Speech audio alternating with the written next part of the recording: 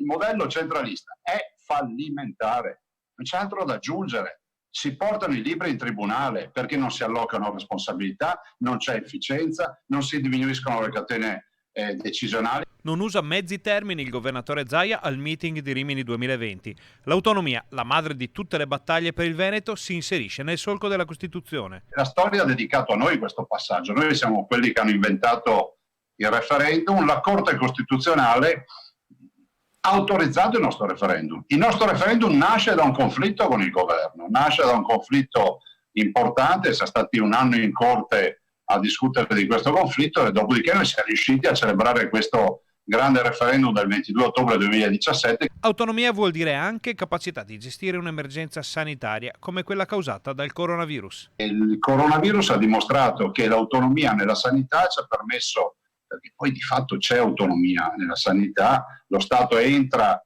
nella partita del coronavirus perché ha le competenze quando ci sono le pandemie, le epidemie, ma quell'autonomia e quella organizzazione territoriale regionale ci ha permesso di essere performanti. E giù le mani, ribadisce Zaia, da quell'autonomia già presente. Qualcuno mi ha detto che, mi sembra aver capito che qualcuno forse a causa dei colpi di sole a Roma ha deciso di riportare competenze allo Stato centrale, a parte che è fallimentare una visione del genere, però penso anche che se qualcuno volesse mettere in dubbio l'autonomia, ad esempio quella buona dose di autonomia che abbiamo nella sanità, io ho già detto che i veneti andranno a referendum e diranno loro se vogliono essere curati dal Ministero della Salute di Roma senza nulla togliere al Ministro della Salute o piuttosto che della loro regione.